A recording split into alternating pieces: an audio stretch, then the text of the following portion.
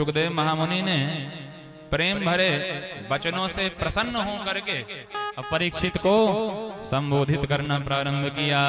वरीयाने सते प्रश्न कृतो लोकहितं नृप आत्मवित् सम्मतः पुंसाम्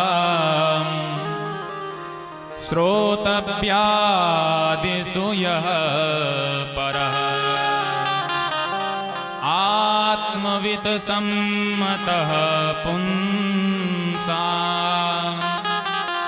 श्रोतव्यादिषु यः परः। भो नृप ते प्रश्नः वरीयान। और यहीं से द्वितीय स्कंद भागवत का लग गया। सुखदेव महामुनि की वाणी द्वितीय स्कंद के प्रथम अध्याय के प्रथम श्लोक में प्रकट हुई। और सबसे पहला अक्षर वकार निकला है सुखदेव महामुनि के शब्दावली से। क्यों? बोले वकार है ब्रह्म का बीज। वम ब्रह्मानंदम। वकार से ब्रह्मानंद की व्युत्पत्ति होती है, ब्रह्म तत्व की व्युत्पत्ति होती है। इसलिए ब्रह्मानंद में निरंतर परिनिष्ठित रहने वाले महापुरुष सुखदेव के मुख से पहला शब्द वकार निकला। वकार की डकार आई। क्यों? बोले जो खाया होगा वही तो निकलेगा मुंह से, उसी की गंध तो आएगी मुंह से। भगवान के चरण से निकली तुलसी खाओगे तो तुलसी का सुगंध आएगी, और अगर प्याज लहसुन खाओगे तो प्याज लहसुन की दुर्गंध आएगी। तो अंदर जो भरा होगा मुंह से वही तो वास आएगी। तो सुखदेव महामुनि के हृदय में निरंतर ब्रह्मानंद समाया रहता है। इसलिए ब्रह्म की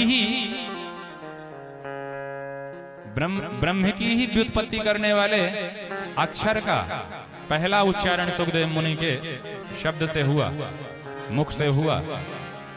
वरीयाने शते प्रश्नः।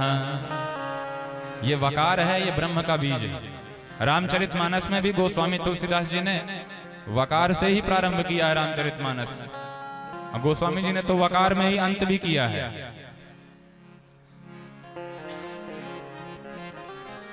वकार से ही प्रारंभ और वकार में ही अंत।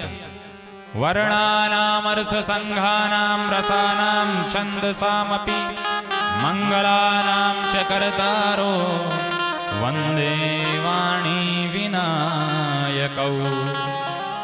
वकार की ही जड़ी लगा दी और अंत में भी वकार से ही विश्राम दे रहे हैं। दह्यन्ति नो मानवाः। ये रामचरितमानस का अंतिम श्लोक है, अंतिम पद है। तो वकार से संपुटित करके रामचरितमानस की भी रचना गोस्वामी जी ने इसीलिए की क्योंकि वकार ब्रह्म का बीज है। उस ग्रंथ में भी ब्रह्म की ही विवेचना है और इस ग्रंथ में भी ब्रह्म तत्व की ही विवेचना है। जन्माद्यस्य यतोऽन्वयादितरतस् के माध्यम से व्यास जी ने यही बतलाया कि इस भागवत का प्रणयन हम ब्रह्म सूत्र की व्याख्या से इसलिए कर रहे हैं क्योंकि इस भागवत में ब्रह्म तत्व का ही प्रतिपादन हम करेंगे।